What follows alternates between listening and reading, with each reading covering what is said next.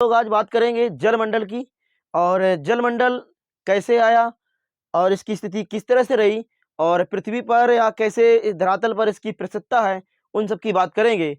तो सभी लोग वीडियो को देखें और शेयर भी करें और चैनल को सब्सक्राइब भी करें, जिससे सबसे ज़्यादा से ज़्यादा लोगों के पास में ये वीडियो पहुंच सके और उनको भी ये नॉलेज मिल सके।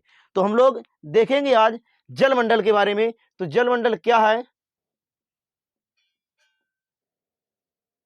जलमंडल किस तरह से जलमंडल बना। तो हम जलमंडल की अगर हम बात करें तो जलमंडल में हम पृथ्वी की बात करें, अगर हम लोग इस पृथ्वी में जलमंडल किस तरह से है, तो पृथ्वी पर जल कितना परसेंटेज है, तो उसकी बात करें अगर हम लोग, तो पृथ्वी पर एक मिलता है स्थलमंडल और एक मिलेगा जलमंडल। जो स्थलमंडल है वो मिलता है 29.2%, या कह सकते हैं लगभग 30% की बात कर सकते हैं।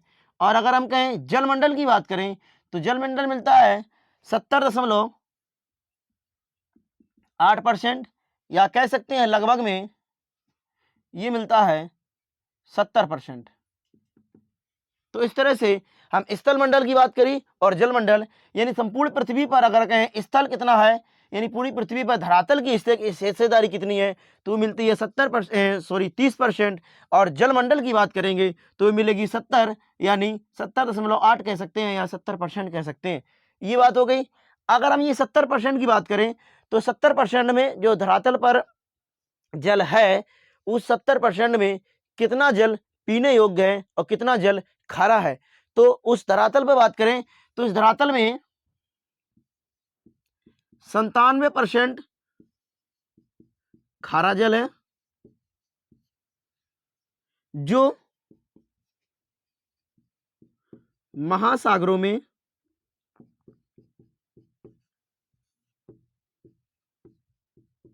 पाया जाता है।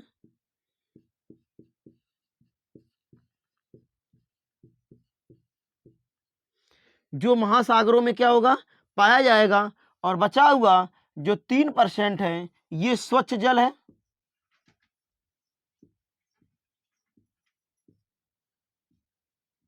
स्वच्छ जल का मतलब है पीने योग्य,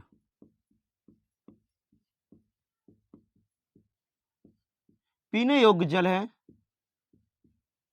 और ये पीने योग्य नहीं है। क्वेश्चन इस तरह से पूछ देता है, कहता कितना परसेंट जल पीने योग्य नहीं है।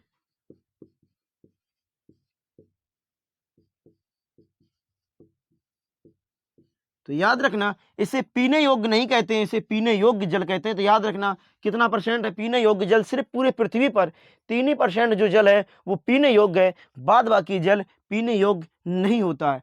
अगर हम इस पीने योग्य जल की हिस्सेदारी कहें तो 3% में कितना कितना किसका हिस्सा है, तो उसकी अगर बात करें हम लोग, तो उस 3% में, इसी 3% में तो सबसे ज्यादा जो जल मिलेगा पीने योग्य यानी स्वच्छ जल, वो ग्लेशियरों में, ग्लेशियर यानी हिम,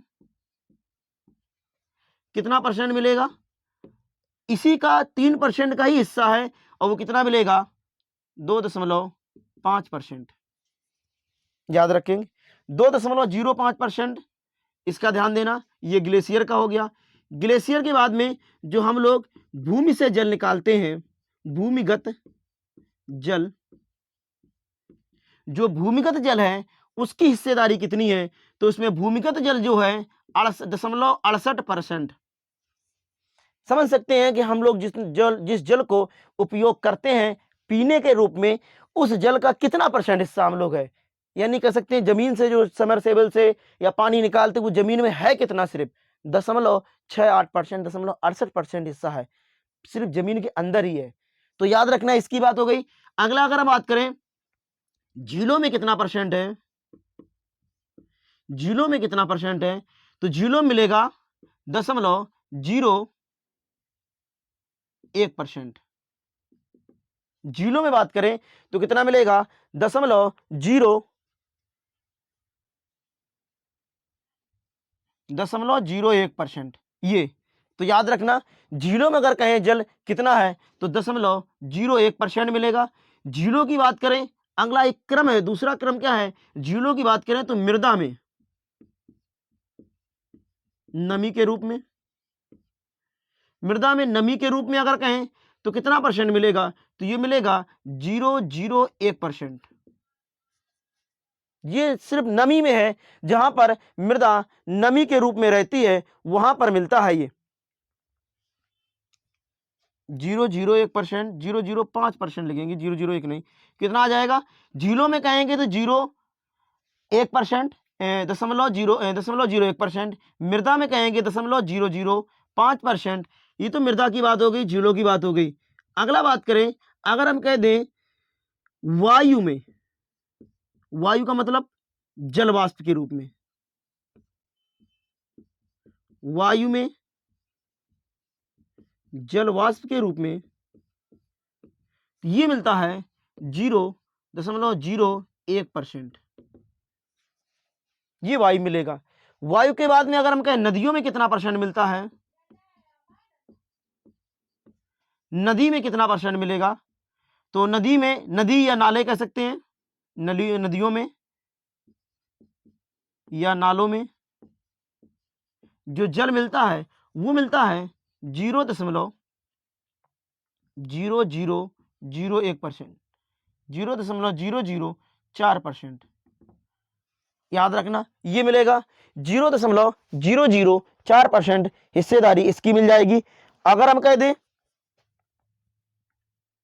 ये भी आगे थोड़ा नॉर्मली है, 0.001%, 0.00331%, यहां तक ये इतना मिलेगा।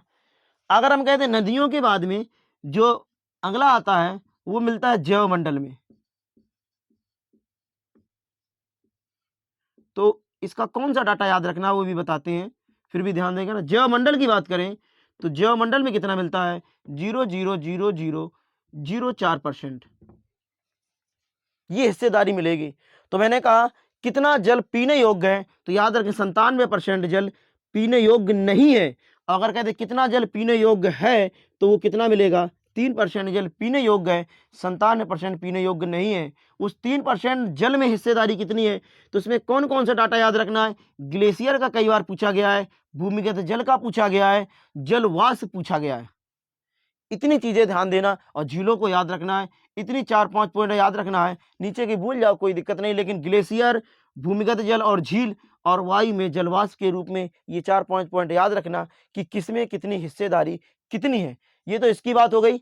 अगला बात करें, अगर हम पृथ्वी पर कितना परसेंट मैंने जल कहा, तो मैंने कहा पृथ्वी पर 70% जल है। ये 70% जल किस गोलार्ध में कितना ज्यादा है और कितना कम है उसकी भी बात करें अगर हम लोग, तो उसकी बात कर लेते हैं। देखें जरा,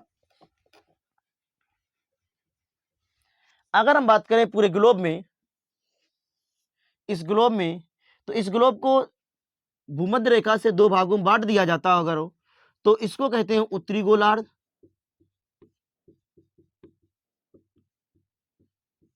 इसे कहते हैं उत्तरी गोलार्ध, और इसे कहते हैं दक्षिणी गोलार्ध।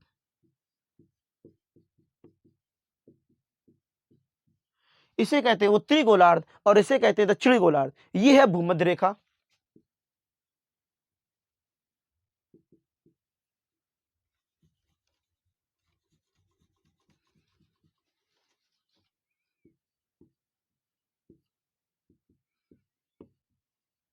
भूमध्य रेखा कह सकते हैं, विषुवत रेखा कह सकते हैं, इक्वेटर कह सकते हैं। तो याद रखना इस तरह से भूमध्य रेखा पृथ्वी को हमेशा 2 भागों, क्वेश्चन भी आता है पृथ्वी को कौन सी रेखा 2 भागों में बांटती है, तो भूमध्य रेखा पृथ्वी को 2 भागों में बांट देती है, एक को कहते हैं उत्तरी गोलार्ध, एक कहते हैं दक्षिणी गोलार्ध।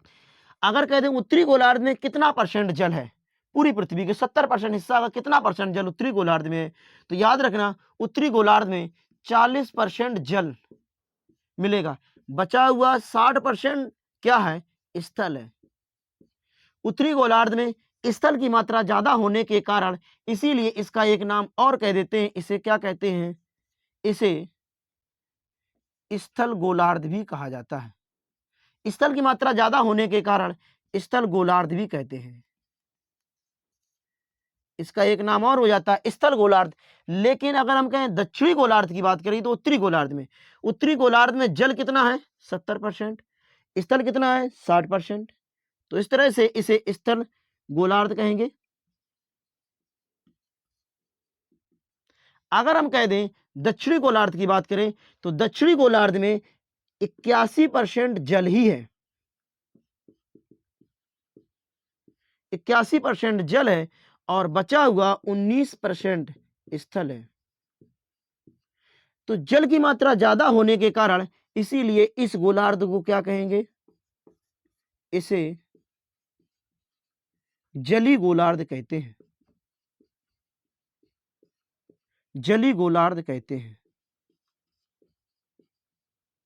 क्या कहेंगे इसलिए इसे जली गोलार्ध कहेंगे। ये तो किसकी बात हो गई, इन गोलार्धों की बात हो गई। किस गोलार्ध में, तो मैंने कहा पूरा 70% जो पृथ्वी पर जल है उसमें से उत्तरी गोलार्ध में 40% है, दक्षिणी गोलार्ध में 81% है।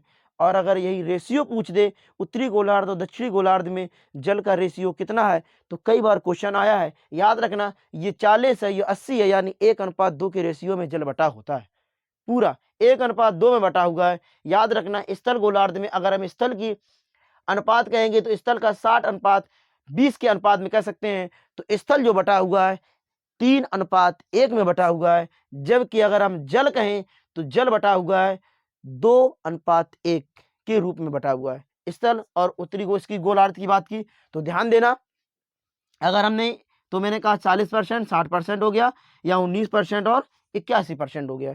ये तो इसकी बात हो गई जो मैंने बात की। उसको भी अगर लिखना चाहें तो उसको कैसे लिखेंगे, क्वेश्चन किस तरह पूछेगा, कहेगा उत्तरी गोलार्ध में और दक्षिणी गोलार्ध में स्थल का अनुपात कितना है। उत्तरी गोलार्ध और दक्षिणी गोलार्ध में स्थल का अनुपात कितना है, तो उत्तरी गोलार्ध में स्थल कितना है,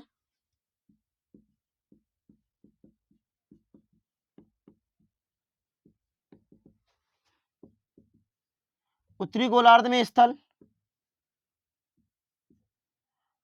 और दक्षिणी गोलार्ध में स्थल की बात करें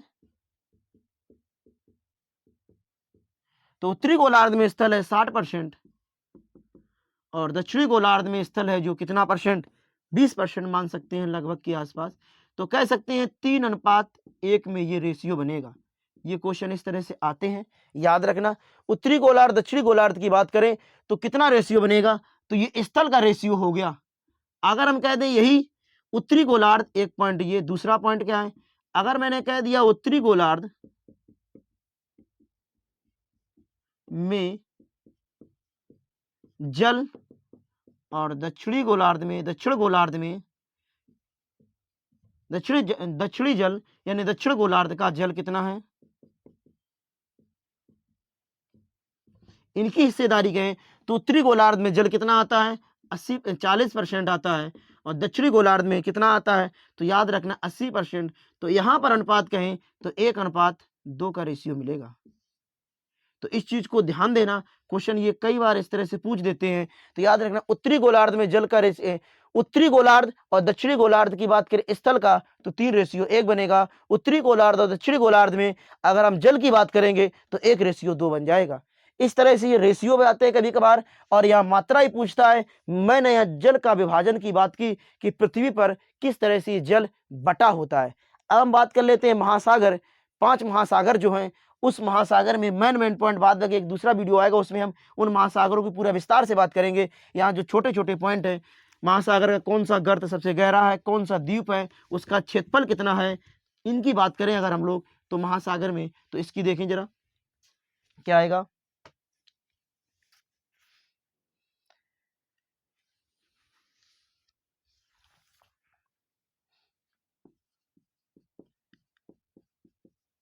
महासागर की संख्या अगर हम बात करें कितनी है, 5। कौन कौन सी है, एक प्रशांत महासागर, कॉलम बना लेते हैं,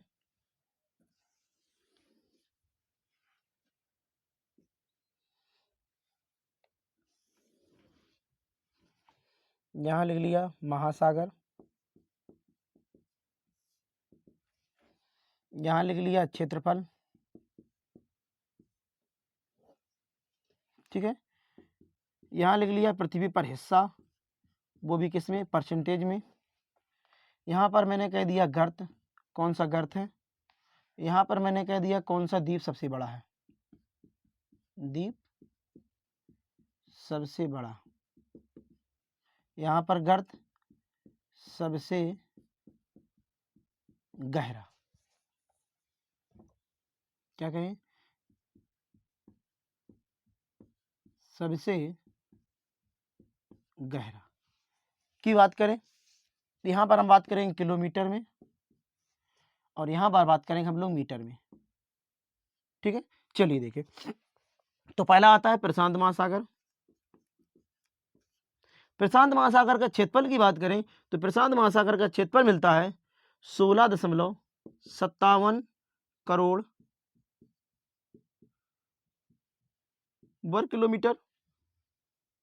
हिस्सेदारी कहें तो हिस्सेदारी इसकी 45 में पॉइंट आता है, बस हिस्सेदारी याद रखना, 45% हिस्सेदारी पूरे सागर में। सबसे ज्यादा जो सबसे बड़ा सागर है हिस्सेदारी से कौन रखता है, प्रशांत महासागर ही है।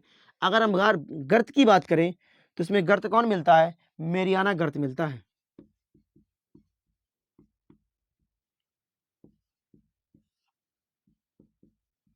कौन मिलता है, मेरियाना गर्त मिलेगा, याद रखना। मेरियाना गर्त अगर हम कहें यहाँ का सबसे बड़ा द्वीप कौन है, तो सबसे बड़ा द्वीप कहें तो Papua New Guinea. Papua New Guinea सबसे बड़ा द्वीप है, याद रखना। सबसे बड़ा द्वीप की बात करें कौन आएगा, पापुआ न्यू गिनी सबसे बड़ा द्वीप होगा। अगर अगले बात करें प्रशांत महासागर के बाद में अटलांटिक महासागर की, तो अटलांटिक महासागर का अब जितने भी सागर आएंगे, 2 सागरों को छोड़कर बाद बाकी सब सागर आधे आधे होंगे हिस्से में। तो इसकी हिस्सेदारी कितनी है, इसका आधा कर दीजिए, 8 इसका आधा करेंगे तो 22 करोड़। एक एक्चुअली डेटा याद रखना थोड़ा इस तरह से आधे के रूप में, क्योंकि डेटा कभी कभार पूछता है, हमेशा कभी कभी आ जाता है क्वेश्चन। तो याद रखना क्या होता है, प्रशांत महासागर एक का याद रखेंगे, बाद बाकी सबका याद रहेगा, क्योंकि सबके आधे आधे हिस्सेदारी में बताएंगे भी। तो प्रशांत महासागर का याद रखना 16.57 करोड़ किलोमीटर के रूप में मिलेगा। और 45 जब ये आधा है तो ये भी आधा होगा, तो कह सकते हैं 22% या 23% मान सकते हैं, 22.5% मान लीजिए। चलिए ये आधा हो गया, 22.5% की हिस्सेदारी। अगर कहें यहां का गर्त कौन सा है, तो यहां का गर्त कौन सा मिलेगा, प्यूटोरिको।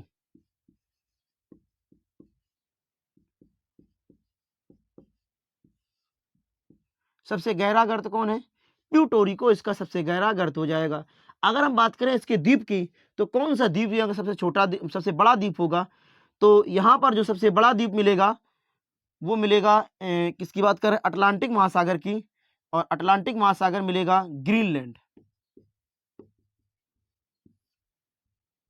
ग्रीनलैंड मिलेगा, सबसे बड़ा द्वीप मिलेगा ग्रीनलैंड। इसके बाद अगला है हिंद महासागर।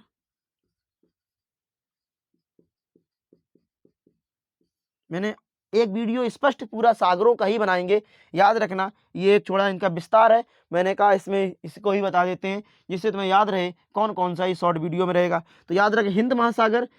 अगर हिंद महासागर अटलांटिक महासागर में वो थोड़ा सा अंतर है, बहुत बारीकी सा, सेम विस्तार है, बस सबसे बड़ा इससे इससे बड़ा ये है, लेकिन थोड़ा सा याद रखना 7.12 करोड़ किलोमीटर। याद रखना थोड़ा सा कम लेगा, एक कम रख सकते हैं 7, तो 7.12 करोड़ किलोमीटर। तो जब ये थोड़ा है तो ये भी थोड़ा कर दीजिए, ये 20 कर दीजिए, 20%। अगर क्या यहाँ का गर्त कौन सा है, सुंडा गर्त है, कौन सा है, सुंडा गर्त है। ठीक है, सुंडा गर्त है। अगर हम कहें यहाँ का द्वीप कौन है, तो यहाँ पर द्वीप मिलेगा मेडागास्कर, सबसे बड़ा द्वीप मेडागास्कर, अफ्रीका महाद्वीप के पास से मिलता है मेडागास्कर। ठीक है, आगे बात करें, अगला है आर्कटिक, अंटार्कटिक,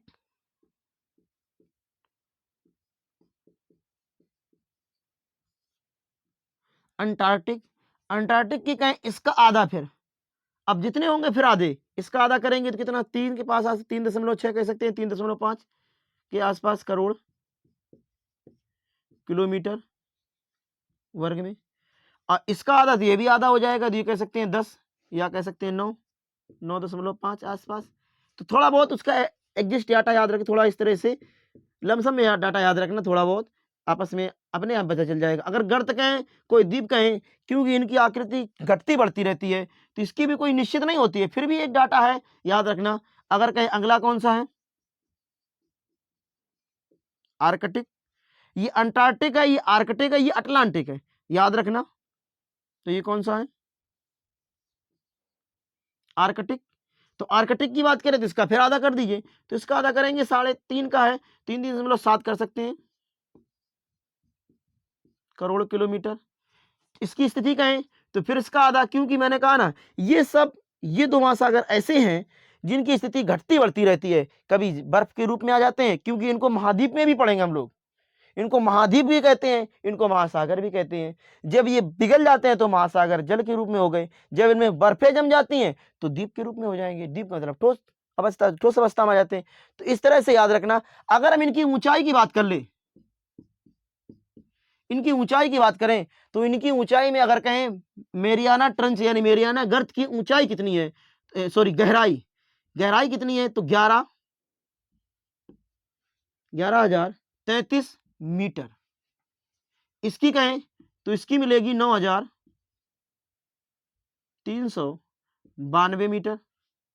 इसकी मिलेगी 7,652 के आसपास मिलती है, 7,252 मीटर होगी। तो याद रखना ये इनकी गहराई। तो इनकी गहराई में सबसे गहरा कौन है, मेरियाना ट्रंच ही है, सबसे जो माउंट एवरेस्ट से भी ज्यादा पे है, क्योंकि वो तो 8,848 है, ये 11,000 है। तो 11,033 याद रखना, 9,392 और यहाँ कह सकते हैं 7,252 मीटर की गहराई पर है। ये एक इसका वीडियो होगा। तो एक छोटा सा वीडियो, इस वीडियो को अधिक से अधिक और वीडियो को पूरा देखा करें, जिससे तुमको पूरा और वीडियो को लिखने की कोशिश किया करें। जो वीडियो देखे उस वीडियो को अपना नोट्स भी बनाएं, जिससे पर्याप्त मात्रा में आपको हर चीज़ समय पर रिवीजन कर सके, क्योंकि आप बार बार वीडियो नहीं देख सकते, आप अपने नोट्स का रिवीजन करेंगे। तो इन नोट्स को जरूर बनाया करें इसमें से, ठीक है। तो अच्छा लगा हो तो लाइक करें और शेयर करें और चैनल को सब्सक्राइब जरूर करें। जय हिंद।